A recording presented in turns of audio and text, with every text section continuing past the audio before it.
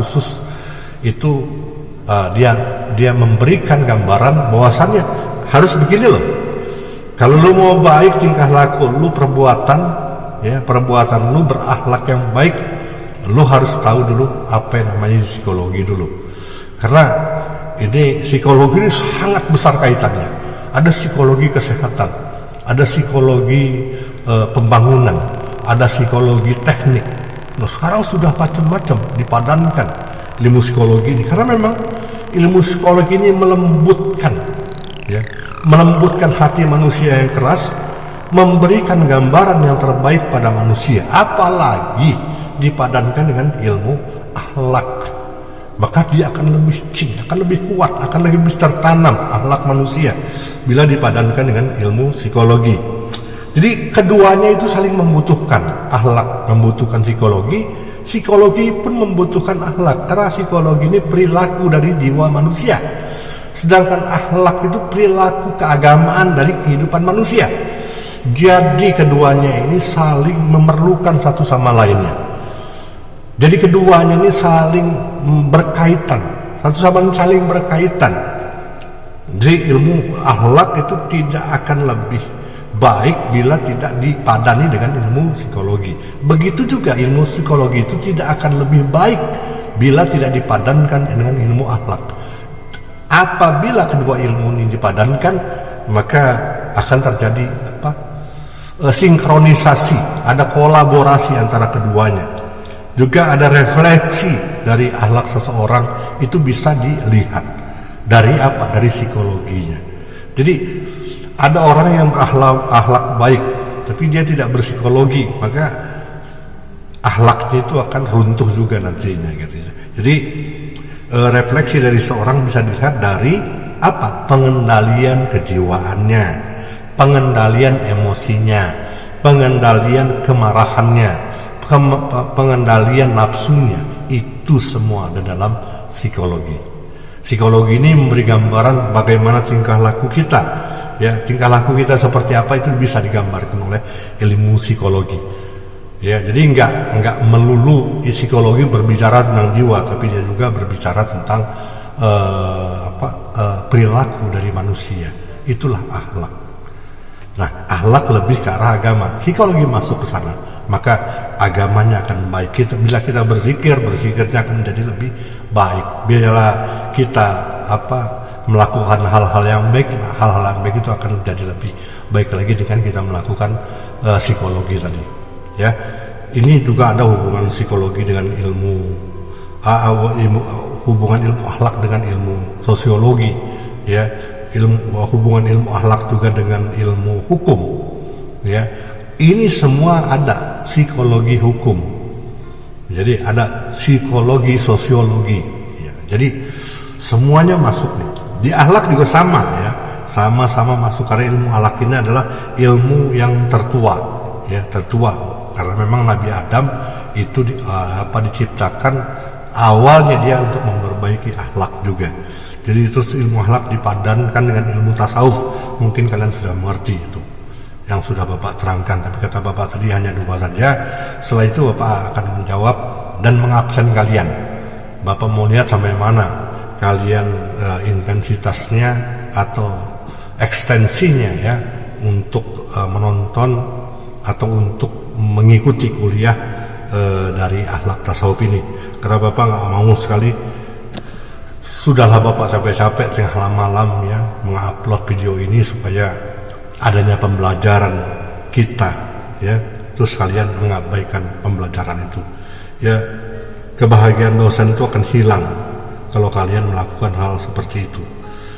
Bapak sangat senang sekali apabila kalian itu bisa menanggapi apa yang telah Bapak ajarkan, apa yang telah Bapak perbuat untuk bisa adanya kuliah online ini.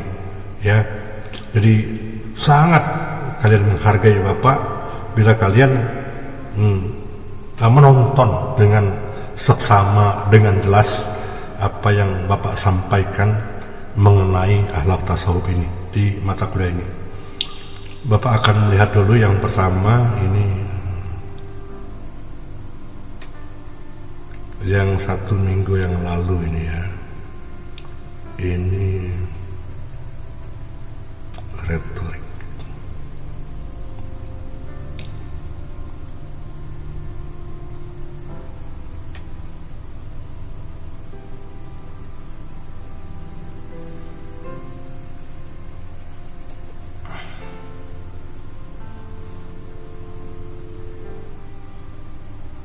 Ya, yang 2 minggu yang lalu Bapak mau lihat siapa-siapa ini yang pertama Bapak masukkan ya.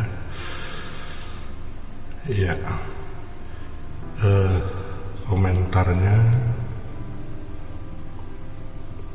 ada 43 orang, tapi ini ada yang sangat terlambat sekali ya, sudah ngasih kehadirannya. Ini baru dikasih misalnya baru sekali ya, sudah 2 minggu baru diberi ya. Ini yang pertama, Assalamualaikum Delbi Ramadan ya, tidak bertanya ini ya. Terus lagi Assalamualaikum Wilsi Daini, tidak bertanya. Terus selanjutnya Nurul Alfi Cindy, tidak bertanya. Terus Aknalisa, tidak bertanya. Terus Nuzulia Herlina, Pak, apa tingkah laku kita sehari itu masuk ke akhlak ya? Ini bertanya tentang tingkah laku keseharian. Mungkin lebih masuk, bukan mungkin ya, tapi dia lebih masuk ke arah ke tingkah laku, etika dan moral ya. Jadi kalau keseharian masalah-masalah dunia bisa ke etika dan moral, tapi bisa kalau misalnya tingkah laku itu masalah-masalah keagamaan yang yang makhdoh atau yang kita lakukan secara keagamaan kepada Allah, itu masuk kepada akhlak. Tapi kalau keseharian mungkin ya, misalnya kalian ke rumah teman atau segala macam, itu mungkin masuk tingkah lakunya, masuk di etika dan moral ya gitu. Jadi nuzul jadi lebih ke arah masuk ke arah etika dan moralnya ya. Terus selanjutnya saya Safrina, tidak bertanya. Selvi Puspita, tidak bertanya. Wulan dari Senadiah, tidak bertanya. Ahmad Fuadi, tidak bertanya. Alfis, tidak bertanya.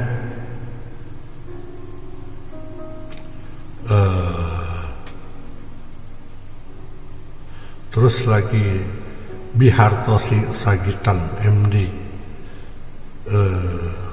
tidak bertanya. Katanya di kampung saya nggak ada sinyal, cari ya, dicari sinyalnya ya, kamu beraja sinyal itu supaya dapat ya. Terus lagi Benitawati, tidak bertanya. Saya Alfitri MD2B, tidak bertanya. Iman Amirul Ramadan, tidak bertanya. Septi Gulia tidak bertanya. Intan Sari, tidak bertanya. Terus lagi ini dari saya Aprian Renaldi, izin bertanya. Ada beberapa umat manusia terkhusus muslim yang berkejian tinggi. Oh, ini sudah dijawab minggu kemarin ya. Iya. Terus lagi ini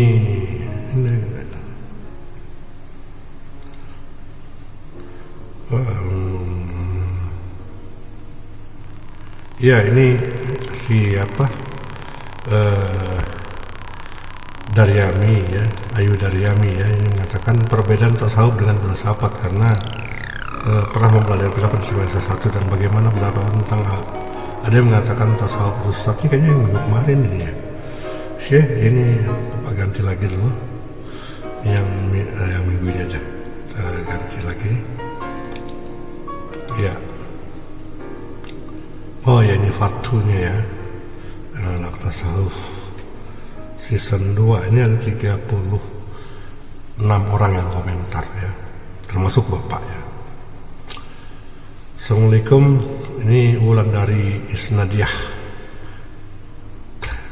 Jangan terima kasih atas ilmunya ya, Bapak berharap pertanyaan kalian dan jawaban kalian. Jadi kalian gak usah berterima kasih kalau kalian tidak bertanya kepada Bapak.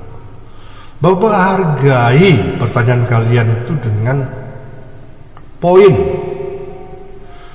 Bapak hargai jawaban kalian itu kan poin yang bisa membantu kalian nanti di akhir kuliah ini gitu. Ya, Bapak berkali-kali Bapak harapkan kalian bertanya, apa sih susahnya bertanya? Dan apa susahnya menjawab gitu? Hanya di komen kalian tulis gini. Ya. Jadi kalau hanya mendengarkan atau menonton YouTube Bapak ya itu tadi, maka ada kekurangan di sana. Kalau kalian bertanya, pasti Bapak akan jawab dengan senang hati ya. Bila Bapak nggak tahu, ya kalian nanti yang menjawab gitu. Mungkin jawaban kalian yang lebih baik daripada jawaban Bapak. Jadi berharap Bapak itu kalian bertanya, terus ada yang menjawab juga nantinya gitu ya. Jadi ada interaksi di kuliah ini, ada dialogis, ada dialog antara kita ya. Itu yang Bapak harapkan dari kalian. Bukan yang kalian hadir saja tapi tidak ditanyakan apa yang menjadi keluhan-keluhan kalian tentang di ilmu akhlak tasawuf ini ya. Ya Bapak untuk ini di-upload lagi nih ya, hubungan antara ilmu akhlak dengan filsafat dan filsafat akhlak dengan tasawuf ini kalian harus bertanya. Minimal pertanyaan Bapak tunggu sampai 10 atau 15 orang nantinya. Jadi harus bertanya dan ada juga yang menjawab nantinya ya. Ini untuk membantu kalian. Ya. Bapak tidak bisa melakukan apa-apa, subjektivitas Bapak tidak bisa Bapak keluarkan kalau kalian pun tidak intensif ya, bertanya kepada Bapak. Bapak akan bantu nilai kalian. Bapak akan bantu kalau kalian itu sering-sering kali bertanya, terus menjawab juga pertanyaan dari kawan kalian. Kan Bapak berkali-kali bilang, Bapak nggak penting kalian benar atau salah. Bapak nggak penting itu. Yang penting kalian mau belajar interaksinya, interaktifnya, dialogisnya, ada kedekatan di sana gitu. Ya mohon minggu depan ya, kita mungkin Bapak akan keluarkan jawabannya ya, jawaban untuk UTS. Ya nanti akan Bapak beri pertanyaan untuk UTS nanti. Ya sekali lagi mungkin pertemuan Bapak akan UTS. Setelah itu kita belajar lagi nanti, baru kita UAS ya. Saya Wulandari Isnadiah tidak bertanya ilmunya.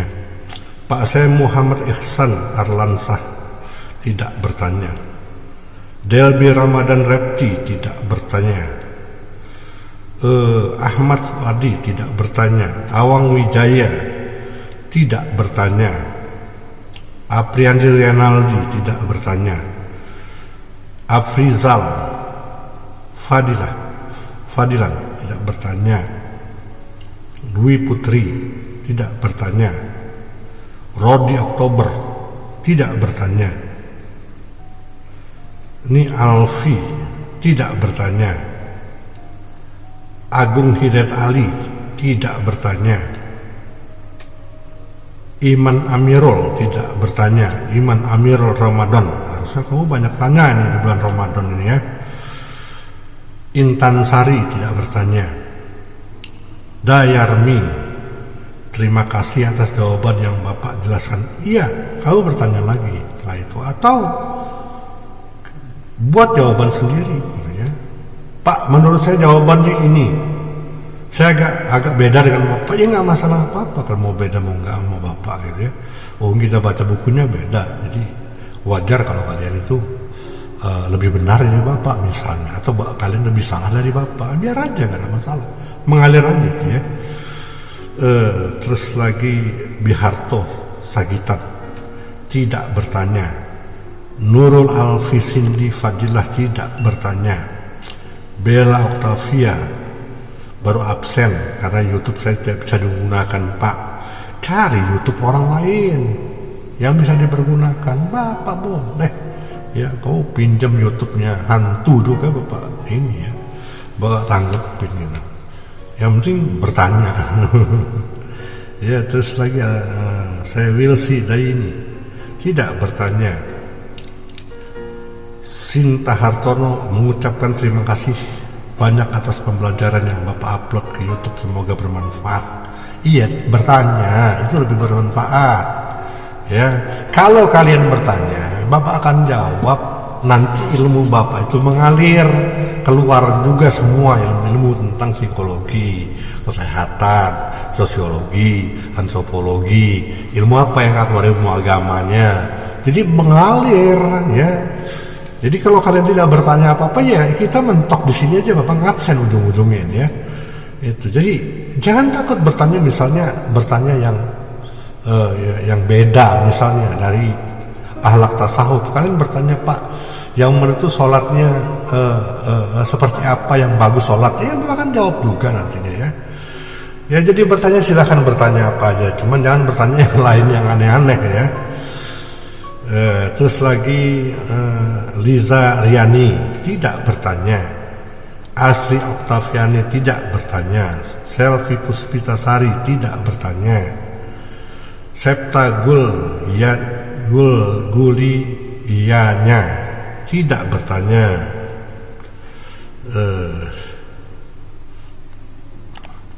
terus lagi Ira Susanti tidak bertanya. Terus lagi Reva Dwi Ganda tidak bertanya. Ya, terima kasih atas penjelasan. Yuk, bertanya lagi, nanti bapak jelaskan lagi ya. Terus lagi Kiki Bella tidak bertanya.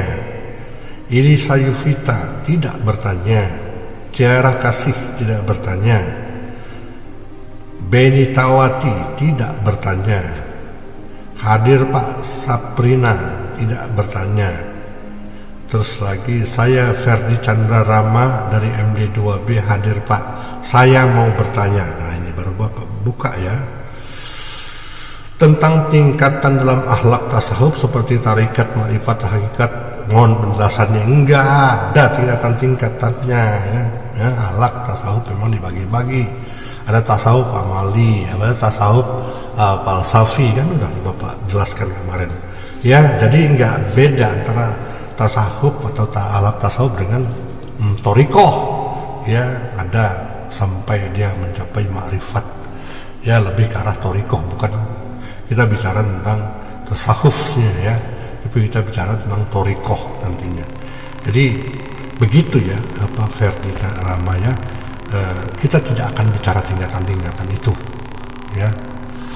Jadi bicara tentang tingkatan zuhud, sabar, syukur, terus ridho, ma'rifat ya, itu kita nggak rasakan.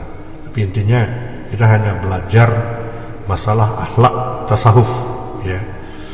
Nanti kalau penjelasan ini bapak nggak mau, lebih baik kalian bertanya yang lainnya, karena bapak tidak akan menjelaskan masalah torikoh ya, karena sangat riskan nantinya ya. Oke, selanjutnya ini mengganggu Pak waktunya ini. Nuzulia Heriana, saya mau bertanya.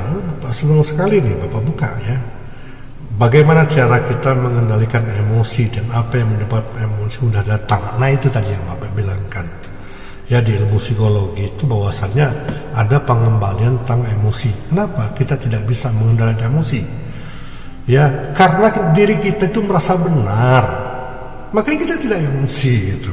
Makanya kita emosi ya, karena kita merasa saya paling benar gitu ya. Apa yang saya lakukan kemarin sudah benar, orang yang lain itu yang melakukan salah. Ini yang terjadi di dalam diri kita ya, merasa diri paling benar. Bagaimana kita mau mengelola emosi?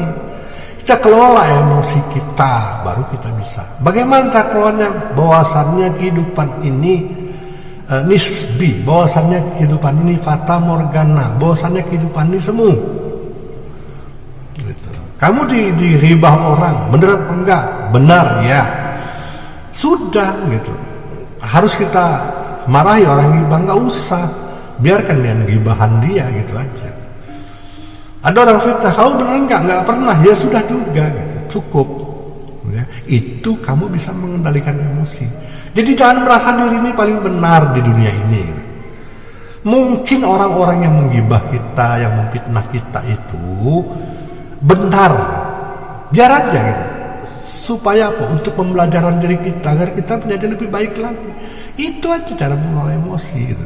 Jadi kita nggak marah-marah. Terus kalau marah-marah tuh fitnahnya hilang, gibahnya hilang gitu. Nggak usah marah pun hilang dia. Kalau kita marah itu yang jadi penyakit, ya penyakit kejiwaan, bawaannya marah-marah dan seterusnya. Jadi bapak ini ngundangin di fitnah orang, digibah. Ya biarin aja, ini gue pikirin gitu. Jadi pengelolaan emosi bapak lebih terkontrol. Makanya banyak yang bingung gitu, bapak nggak marah gini, ngapain marah? Dia ngomong begitu mungkin nanti, ya nggak sekarang memang gue melakukan apa yang dia katakan, mungkin nanti gue melakukan apa yang dia katakan. Nah sebelum itu, karena dia sudah katakan, insya Allah nggak gue lakukan apa yang dikatakan dia tadi. Itu yang terbaik. Itulah pengelolaan emosi kita gitu, pengendalian emosi kita. Ya, bagaimana kita mengolah emosi kita? Ya itu tadi, jangan merasa diri paling benar. Ya, bapak dulu, ya ini cerita nih. Pokoknya bapak harus jadi yang terbaik itu. Tapi bapak nggak pernah mengucapkan sama orang lain. Ya. Di kuliah dulu aja bapak masih ingat ya. Bapak kuliah S1, S2 ya. Di S2 itu udah mulai jadi ancaman-ancaman kawan-kawan gitu ya. Jadi kalau ada presentasi, ya presentasi kita mau presentasi itu kawan-kawan yang maju sebagai presentatornya itu sudah nyodok bapak dulu. Dia bilang, Him, pokoknya lo nanti di kuliah waktu gue presentasi gak usah bertanya, karena pertanyaan itu sulit gue jawab gitu. Nah ini makanan, ini kacang, lu makan aja lah yang penting. Ini kue-kue lu makan. Nah ini untuk jatah makan lu 3 hari gitu. Bapak ini kan mahasiswa miskin ya, jadi apa diolok-olok kawan-kawan gitu ya. Jadi makan pun bapak masih disuplai sama kawan-kawan, cuma mulut bapak harus jaga, nggak boleh bertanya, nggak boleh jawab, supaya nilai dia bagus nantinya gitu. Tapi yang terjadi beda gitu ya. Ya bapak sih nggak mau ya menjawab pertanyaan karena bapak sudah disuruh tutup mulut sama kawan-kawan gitu. Sudah tutup mulut nggak usah ini. Tapi dosennya dulu ada dosen, kalau nggak salah dosennya Pak almarhum Badri Yatim atau Profesor Murasa Sarkani Putra ini ya. Begitu sudah teman-teman jawab pertanyaan segala macam, tiba-tiba mana sih Ibrahim kok diem aja tuh? Jawaban kamu apa tuh masalah ini? Udah tadi kawan-kawan, kamu jawab, kamu jawabannya seperti apa? Ya udah bapak jawab. Nah, bapak jawab masalah yang tadi. Nah itu kata Pak Murasa, Profesor Murasa ya. Nah saya senang sama si Ibrahim. Itu dia jawaban dia paling bagus di antara kalian. Itu ya bapak sebenarnya udah licik juga sama kawan. Ya akhirnya kawan bilang, lu kok makan gitu? Ya gue bilang kayak mana? Bapak bilang kayak mana?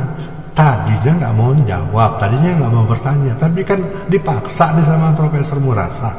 Kalau nggak jawab kan nggak enak, nanti nilai kita kecil. Jadi ya jawablah kayak mana lah gitu. Dan kebetulan jawaban gua itu benar gitu, jawaban bapak benar. Ya, jadi bapak dipuji, kawan kesal sama bapak. Jadi dia banyak dikeselin juga itu. Nah, akhirnya apa? Dia minta lagi uangnya tuh. Sini uang makan 3 hari, gue udah dikasih nih, nggak boleh diambil. Kan gua nggak mau nanya. Kan gue nggak ngejawab, tapi yang nyuruh, yang nyuruh Pak Profesor.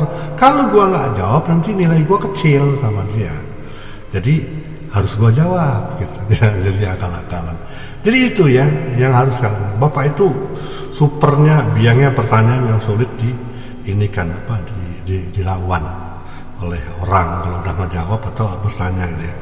Jadi gitu, ya, cara mengelola emosi itu jangan merasa bahwasannya diri kita itu paling benar di dunia ini. Anggaplah diri kita ini terus selalu introspeksi diri. Ya anggaplah diri kita ini, kalaulah saya ini mati sekarang saya pasti masuk neraka. Sudah, jangan masuk surga gitu. Ingat Robiatul Adawiyah, jika engkau inginkan aku di neraka, aku siap ya Allah. Aku tidak mengharapkan neraka, aku tidak mengharapkan surgamu. Ya. Andai kata kau mau beri surga, beri kepada musuh-musuhku. Tapi bila kau ridho dengan neraka kepadaku, masukkan aku ke dalam nerakamu. Tapi bila kau cinta padaku, ridho padaku, dan kau masukkan aku dalam surga, berikanlah kepada sahabat-sahabatku. Syairnya luar biasa, Robiatul Adawiyah, yang merinding kalau baca syairnya itu. Bapak bacakan syairnya, ada di YouTube Bapak ya, bagaimana tentang syair Robiatul Adawiyah. Sampai Bapak menangis ya, baca syairnya luar biasa sekali ini manusia ini. Bapak sangat kagumnya luar biasa kepada beliau. Jadi itu ya nuzulnya hari ini sering kali bertanya. Jangan takut, kamu nilainya Bapak akan jaga nanti ya. Akan Bapak kasih nilai yang terbaik untuk kamu. Terus ini ada pembalasannya, ada balasan dari kawan kalian ya. Ini harusnya balasannya ke Bapak, bukan ke si nuzul ya. Kan Bapak yang ngasih nilai nantinya. Mereka nuzul ini dari Ulan dari Isnadiyah yang jawabin ya. Ulan dari saya ingin coba menjawab pertanyaan saudari, bantu menjawab. Kalau saudari mohon maaf, saya mohon ampun. Cara kita mengendalikan emosi. Nah, yang pertama, buang jauh-jauh pikiran buruk. Yang Anda berpikirlah secara positif. Ya, bagus. Cobalah diam dan berpikir. Berusaha memberikan emosi yang positif. Lapang dada dan menenangkan diri. Coba untuk mengalah walaupun itu nggak mudah. Cobalah untuk tersenyum. Ceritakan masalahmu pada orang yang kamu percaya, introspeksi diri atau berolahraga. Wah, bagus jawabannya ya. Jadi intinya sebenarnya jawaban dari Ulan dari Isnadiyah ini mencakup dari semua yang Bapak jelaskan tadi. Bahwasannya jangan merasa diri dia benar. Maka kita akan lebih kepada itu tadi praktek-prakteknya olahraga, penenangan diri segala macam itu hal-hal biasa-biasa saja. Tapi jangan anggap diri kita itu paling benar di dunia ini. Karena kita ini bukan apa-apa, bukan siapa-siapa tanpa adanya campur tangan Allah Subhanahu wa taala. Ya, oke. Demikian ini ya, Bapak berharap pada kalian untuk menonton sampai selesai video YouTube ini. Ini Bapak buat sampai Bapak begadang sampai setengah 1 nih ya. Mungkin nanti lanjut lagi video yang selanjutnya dengan mata kuliah yang lain. Jadi berharap pada Bapak, pada kalian ya, mahasiswa manajemen dakwah, jurusan dakwah Fuad Yayan Bengkulu untuk bertanyalah ya, tonton videonya sampai selesai. Mungkin nanti minggu depan Bapak akan keluarkan UTS-nya, ujian tengah semester. Dan itu kalian harus jawab nanti di komen. Yang akan Bapak keluarkan yaitu yang telah Bapak ajarkan di kuliah online ini. Jadi siap-siap, bukan textbook. Mungkin nanti Bapak akan lebih ke arah gambaran atau deskripsi dari apa yang telah kalian ketahui dari pembelajaran kuliah Al-Haq Tasawuf ini gitu. Jadi Bapak mohon minggu depan kalian harus banyak bertanya, harus banyak menjawab ya. Tadi Bapak sudah bilang sama nuzul, nilaimu Bapak pegang dan Bapak akan berikan yang terbaik untuk kamu yang sering bertanya dan kadang dia juga menjawab pertanyaan dari kawan-kawannya. Akan Bapak pegang nilainya ya. Bapak save, Bapak simpan, nanti Bapak keluarkan dan akan Bapak berikan yang terbaik nantinya. Jadi kalau mau nilainya baik, mulai dari sekarang bertanyalah ya, menjawablah, jangan hadir ya. Nggak enak tuh kalau dosennya ngomongnya udah capek ya, tiba-tiba kalian cuma hadir ya, entah nonton entah enggak hadirnya kan, takut habis kuota. Enggak juga ya, ini Bapak kuota mengeluarkan ini nih, video ini 1 jam ini sekitar 9 sampai 10 gigabyte ya. Tapi nanti Bapak kompres bisa-bisa 3 atau 4, terus diupload lagi, terus sekitar 11-an ya ke Kalian nonton nggak sampai situ, apalagi kalau kalian punya YouTube Go. Nah, YouTube Go nanti itu yang kalian tonton di YouTube Go hanya 10 atau 15 MB. Terus yang kalian komen nanti atau di like seperti apa itu di YouTube biasa. Kalian nontonnya pakai YouTube Go dan sinyalnya pun tidak terlalu berat seperti YouTube biasanya, karena dia kecil sekali, hanya 10 sampai 15 MB. Oke, demikian, terima kasih yang telah menyaksikan kuliah online dari Bapak. Semoga kuliah ini ada manfaatnya bagi kita semua, dan agar kiranya kemanfaatan dari Ramadan ini akan menjadikan kita lebih baik dan lebih baik lagi. Dan jangan yang Bapak katakan, jangan merasa diri itu paling benar, merasa diri paling hebat. Kita tidak ada apa-apanya, kita ini bukan siapa-siapa dan bukan apa-apa. Jadi Bapak bisa menjadi seperti sekarang ini itu melalui proses yang panjang. Sebagai pegawai negeri, Bapak sudah 23 tahun jadi pegawai negeri. Dari 1997, 23 tahun ya jadi pegawai negeri, baru Bapak diberikan kebaikan.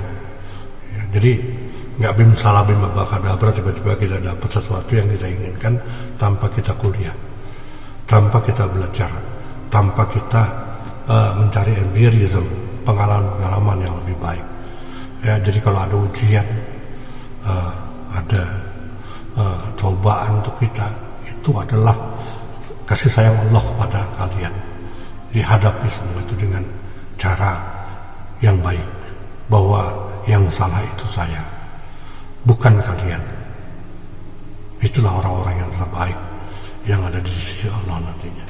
Oke, demikian, terima kasih Bapak ucapkan kepada kalian yang sudah menonton sampai selesai video ini.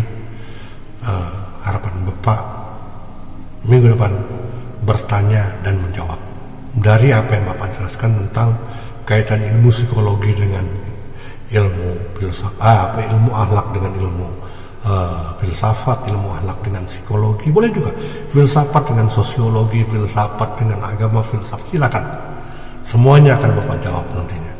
Atau misalnya bertanya tentang Ramadan, silakan, boleh Pak, boleh ya. Bapak ini enjoy saja ya, jangan terlalu tegang ya. Bapak udah terlalu tegang di kerjaan Bapak ya. Ini tegang juga sama kalian, jadi Bapak tegang juga nantinya ya. Jadi jangan takut ya, pokoknya anggap enjoy ya Bapak. Oke, demikian, terima kasih. Billahi taufiq wal hidayah. Assalamualaikum warahmatullahi wabarakatuh.